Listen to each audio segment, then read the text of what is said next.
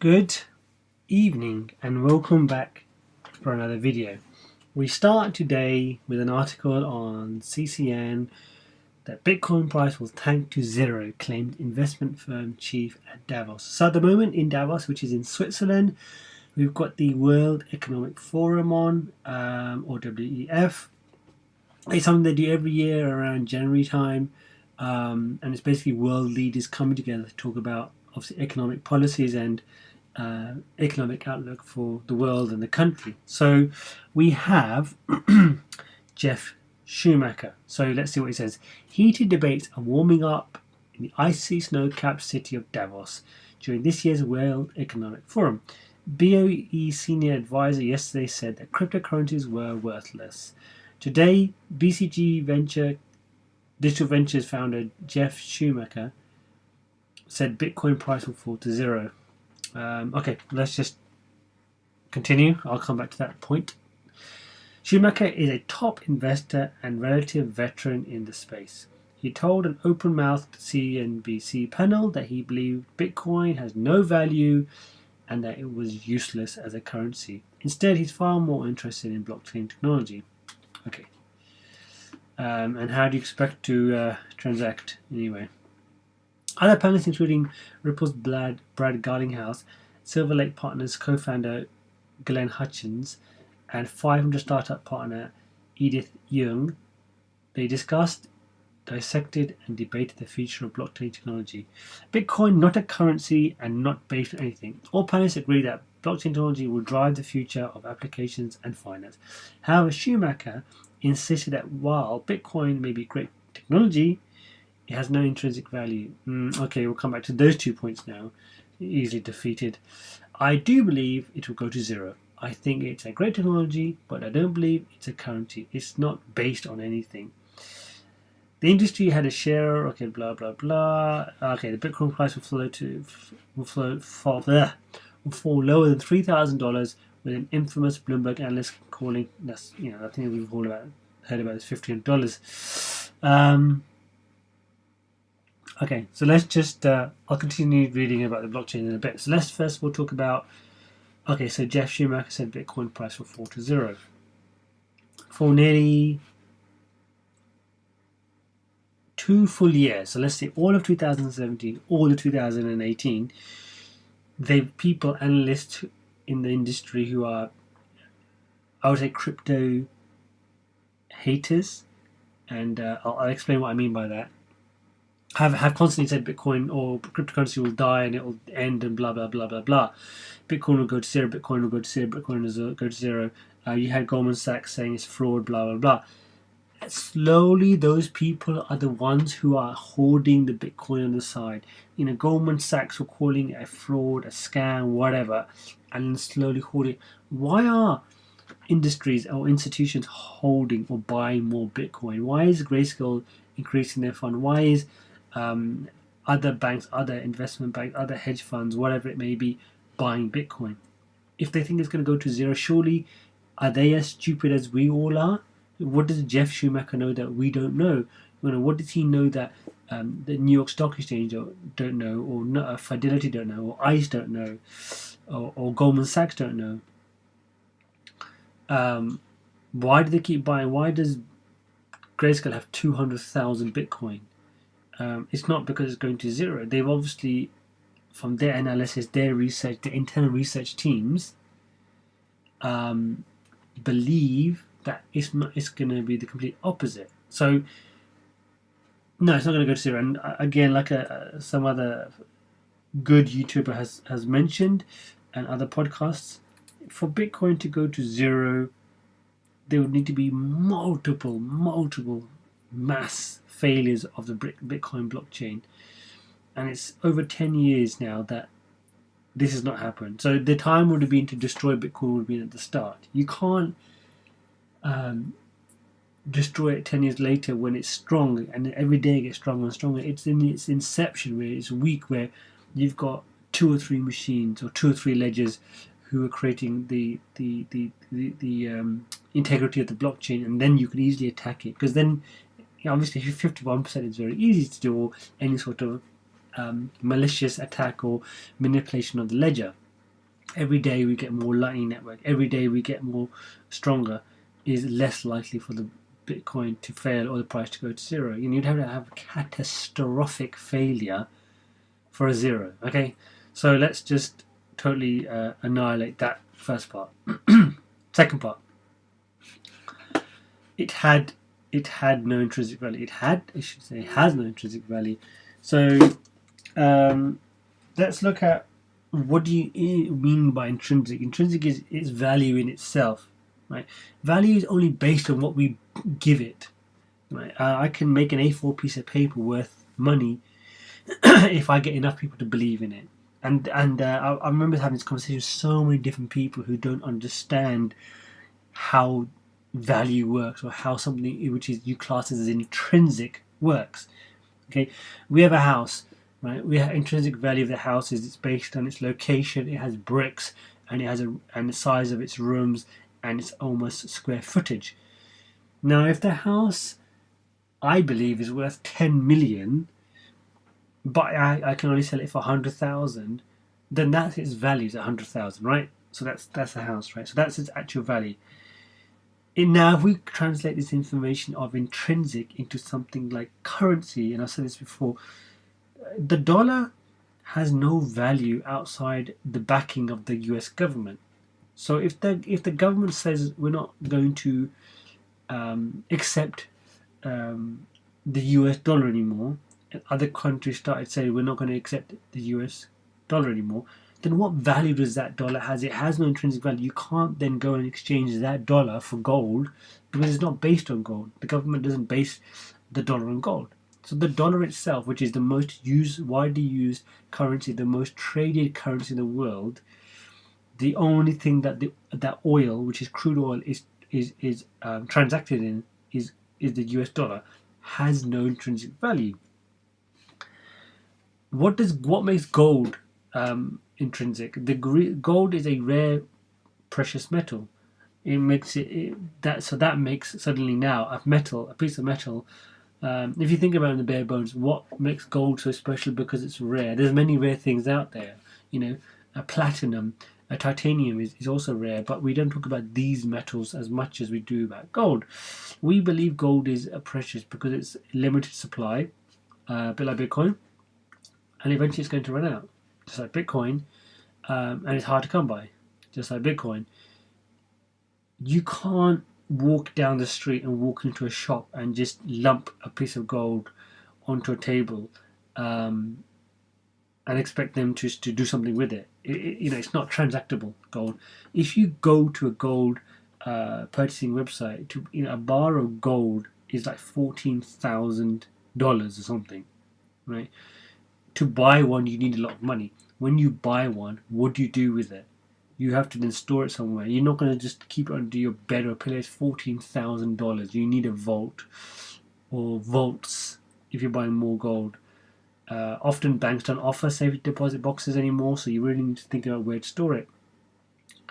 But I'm moving away from the point. My main point is intrinsic. I get really annoyed with this word. It's such a stupid word. It seems to be used more often in the cryptocurrency market than anything else.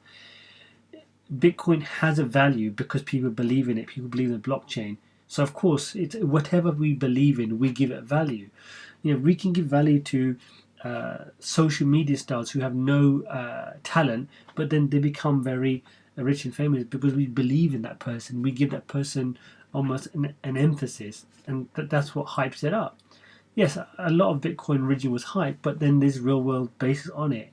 If they can market themselves as gold and replace gold, like I spoke in the previous article about Bitcoin hitting $10 million, then it doesn't necessarily need to have an intrinsic value. I mean, a lot of things in this world don't have an intrinsic value. Someone's created Bitcoin just like someone's created a Ferrari. Yes, it's got engineering behind it, just like Bitcoin's got engineering behind it, and it's got genius behind it, just like a Porsche or a Ferrari. But we buy a Ferrari based on the fact that we think it's worth this much, or someone else said it's worth this much. Ultimately, what is it? It's just metal with a combustion engine. So if you take down to the bare bones of anything we have, everything has no real value. And AirPods, which I have on my table, it's just headphones. but we class this as $160 because it's been marketed at $160, but it doesn't have any value to it, really. I mean, I can sell it, just like I can sell Bitcoin, but someone else needs to buy it. And if they don't think it's worth anything, then it's worth nothing. But there's always a market for something, I think. And, I'm kind of like blabbing on a bit, but I just think it's such a naive, basic response to say things like, it's a great technology, but it has no intrinsic value. The technology is the value. What value does Facebook have apart from the fact that it's a social engineering network which has something like 800 million users and 200 or 300 million unique visitors every month? It's just a very weak argument to say that, and the fact that there's got panelists who are sitting there who should be saying, well, actually, no. Bitcoin created this whole system. You need a token system to have a blockchain, something to transact with. Otherwise, you've got distributed ledger technology, which is DLT, which is slightly different to blockchain. So yes, it's I think people are there just to show face. I mean, the whole point of the Economic Forum is you have world leaders there. You have the richest people there as well. So people like, you'll have the UK Prime Minister Theresa May. You'll have possibly Donald Trump there if he decides to turn up. You'll have Macron there, and you'll have what's the Canadian Prime Minister? I lose his head now. Lose my head trying to think of his name. Trudeau. Justin Trudeau will be there. And then you have people like Bono there, and you might have Bill Gates there, and you might have Jeff Bezos there. And they're talking about many things, and obviously technology is a big part of Economic Forum. And then they'll say these stupid things like, blockchain has no technology, so no intrinsic value, or I like blockchain but I don't like Bitcoin. And then they're the same people who are buying up Bitcoin when the price is going down. So it's very headline grabbing words and sitting on a panel with other people. But a lot of these times people don't believe this stuff. Just like Warren Buffett, I don't know anything about Bitcoin, but it's a scam. Okay, that doesn't make any sense. It's like a child saying, I don't want to eat this food which I've never ever tried. You can't make a basis of something you don't understand properly, or aren't willing to understand or learn what it is truly. So I wanted to read this article just to destroy the conversation of the fact that this person just gives simple answers that we were hearing in 2017. That was two years ago, really. Now 2 full years, from 2017, all of 2017, all of 2018, and people are still saying it's nonsense. But gladly, it's starting to become less and less that we're starting to hear this nonsense, that people are saying silly things like this. Of course, I'm sure this person is pro blockchain, because blockchain, you can't deny the technology behind blockchain. It's not possible. Anyone who says blockchain is pointless is just stupid, in my opinion. Anyway, I don't want to go too much onto this. I spent 30 minutes talking about this. What do you guys think? Am I right? Am I wrong? Is Bitcoin going to zero like this article suggests? Again, I mentioned it, and someone else mentioned it. You have a low value that everybody psychologically will buy back into. If Bitcoin was to now hit $1,500, or how many people would buy into that? People who were looking at originally thinking about investing at 20,000 and never did, and had the opportunity to buy it at 1,500. How much Bitcoin would they be able to buy with the same amount of money?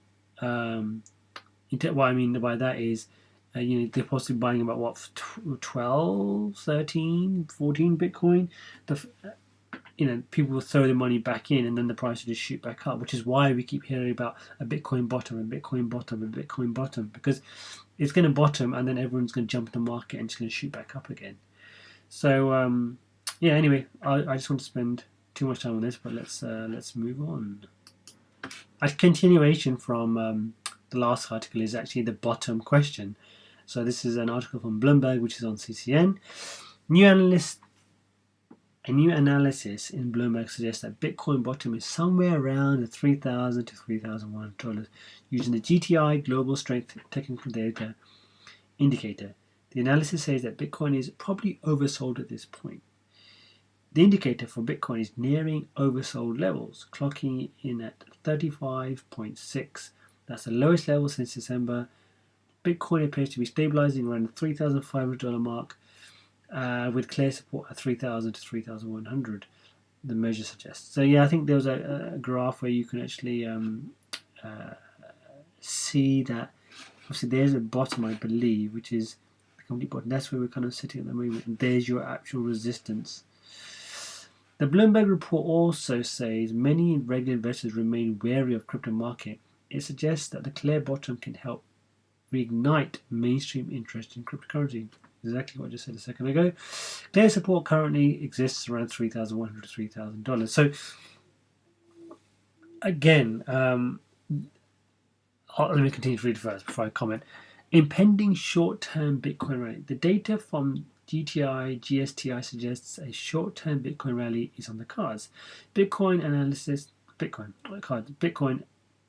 analysts who use indicators suggest it is likely to boom for a short period from the beginning, a settling down period down to where the majority of its support is about 4 to 500 beneath its current price levels. So yeah, about $3,000. However, the true strength indicator, which suggests a short-term price shifts in market charts, shows a heartbeat monitor. So yeah, kind of like a bit of an up and down last 5 days. So you can see where it's trying to break out and it just can't seem to get break past this $3,800 mark actually.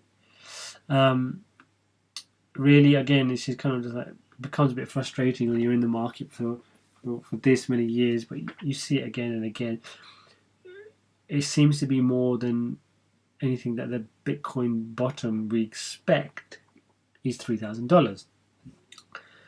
I think again psychologically it's a market where people will start throwing more money into the market. I mean, it's $500 off that, but there's seem to be psychological barriers. Now, if it went below that, all I expect is more investment. And again, you have to think carefully. Why does it need to bottom? And the bottom is almost it's a crazy term of the fact that we need to hit the bottom to get back up. It almost feels like you need to create a new foundation to start again, which is fine because even over the last 24 full months, Bitcoin is still doing better than it was right at the start of 2017. So I think like $1,000 or $1,500 or even slightly more, and we're still doing better than that. And obviously, if you take a traditional stock and you took a stock which was $1,500 and then 2 years later it's $3,000, that's a 100% return. You don't get that in normal traditional market. So it's generally still very, very high in its increase year on year. But obviously, we don't expect to see. We don't want to see Bitcoin at these levels, especially at people who invested at high levels. But again, I think a lot of it is down to market suppression. A lot of waiting upon certain things. I think again, people are still expecting an ETF, and let's just forget about that. Let's just kind of focus on big investors, and people seem to keep pushing to side the grayscale stuff and the back stuff and the nice stuff, and whether more information comes out. But again, what do you guys think? Are we just all desperate to get to this bottom so we can rally up, or should we move to 3,000 and slowly climb back up to 10? We don't want sharp increases because all it means is just people pull out and then you get sharp decreases. Once we get more liquidity in the market, things will improve. If you look at around 2017, we used to have $40 billion a day transaction. Now, if we look at the market, you get around 15. That's $25 billion less a day that we do transacting in terms of just 24-hour volume. We need to where's the article? We need to get people back into the crypto market, increased liquidity, and liquidity will only now come from the big players. And once the big players are jumping in, smaller investors will jump back in as well. Because if they see somebody like Intercontinental Exchange coming in and it's all set up with Bakkt, then people will start coming back into the market, and that will drive the price up. But unfortunately, the price needs to go down psychologically for people to re-enter the market, and then we want steady progress up. I'm happy with a 10,000 Bitcoin by April, May time, and then we slowly start increasing, and even several percent every day. Obviously, we're going to get some corrections along the way, but we need a sort of a slow rise, a curved rise and a sharp increase straight up, with some corrections, more corrections, and then up again, and there's a little bit of corrections and then up again, and they're kind of more of a healthy price where you will get sell-offs, you will get buy-ins, but the increased liquidity we get means that the sell-offs will be outdone by the buys, and then you can't really get market manipulation like we have had in 2018, which I fully believe, in my opinion. There was a lot of manipulation in the market, a lot of negative news to purposely bring the price down. And again, I keep talking about Warren Buffett, but it almost feels like he was doing on purpose. And I'm pretty sure I found an article, or I read an article saying that a company he was linked to was invested in crypto. Now, whether he knew about it or not, that's a separate thing. But the fact that he was investing, the company was investing into crypto, so make that of what you may. Anyway, let's move on, guys. So just an update on Bakkt, and really this isn't that interesting, but it's good to know. It's hiring, and they're hiring. So ahead of its hotly anticipated launch, Bitcoin Futures Exchange Bakkt has launched a hiring campaign. 8 new job postings were published Tuesday on the company's website. Bakkt is looking for several experienced software developers, including mobile and blockchain developers, an institutional sales manager with experience in North America or Asia, and 3 higher level positions, including Director of Finance, Director of Security Engineering, and Director of Blockchain Engineering. So let's first look at the fact that mobile and blockchain developers. So they're clearly looking to develop some sort of web-based app, or an app for Bakkt, which is good. Blockchain developers, obviously, they want to, whether they're going to be doing something of their own, or maybe a stable coin, something like that. That'll be interesting. And the other roles are obviously going to be sales managers, will just literally be on a trading floor, is going to be trying to sell a product. So you're obviously trying to speak to customers, clients, whatever, offer them this service, this fund, whatever we're doing. How about investing this with a standard sales guy on the trade floor, or a standard sales lady, I should say. So it's quite good that they are still expecting and still pushing forward. So it was initially delayed to 24th of Jan, which obviously is going to be tomorrow, and nothing's happening tomorrow, with the company citing a need for additional time for customer and clearing member onboarding. This was for the original delay. It is now delayed indefinitely while the exchange waits for the CFTC to grant exemption for Bakkt's planned custody. And obviously, because they shut down the government, we're not getting there. So we don't need to worry too much about this indefinitely. It's only because they don't actually know what the date will be for it. It's not going to be years and years. I think someone mentioned it takes 30 days. So let's just say 1st of Feb will be the 1st of March. So we're going to probably go into a third month this year just to... in fact, it does say that the ongoing government shutdown has contributed to the delay. The CFTC needs at least 30 days for a public comment period, plus however much time may be needed to review the comments and to make a decision once the period concludes. It's unclear when this comment period may begin, once the government reopens, I think. So they're obviously not, like it goes into, not sitting idly by. They're obviously raised funds, they've got people on board, they're hiring people. this is giving them, in a way, almost in a very positive way, more time to get this product right, because this is going to make ICE a lot of money if they get this right. And as long as they've got the AML right, which they've mentioned, and the KYC stuff, and they've got the investors in, they've got the money, they've got the funding, they've got the liquidity, and they've got the staff, and they've got the good staff, and they've got a website and an app, and they've got other stuff sort of on the finance side and the engineering side correct, then now you've got a more strengthened company product than you had 60 days ago when they were originally going to launch in December. So this is potentially, in a way, in a very trying to turn a negative to positive, a very good thing. The fact that when we do get back launching, it's going to be a strengthened product with a lot more money in the market, and people under the belt who've had time to settle in without having a massive rush of a busy period. So I'm glad we're getting so much good news from Bakkt. I hope it continues to come through, and really hope and pray that it will come through with the CFTC approval soon, and we just move on, and we start seeing price rises in the crypto market. I just quickly wanted to mention one thing before I go, nothing to do with this. I had a look at Cryptopia.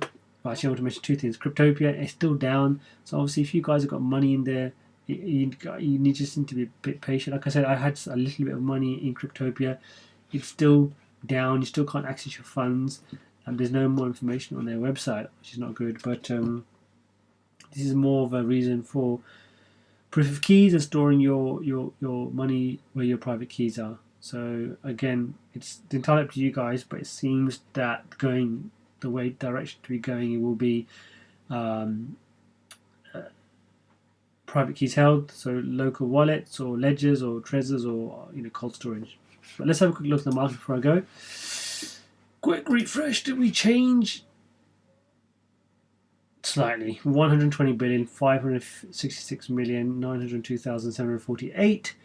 Bitcoin slightly down. Top three is slightly down. Bitcoin Cash surprisingly slightly up. And liquidity, it's quite average for Wednesday. And what's really making it? Redcoin, not sure about this. Not really sure about this project. Nano, it was a big talked about coin in 2017, and 2018 has kind of lost his way a little bit. And what's making big losses? Maxim, I swear that was up yesterday, and it took a massive hit. Now it's down even more. Electronium, nothing major. Anyway, I'll leave it there, guys. I've rattled on for long enough. Let me know what you guys think. What do you think about Bakkt? What do you think about Bitcoin going to zero?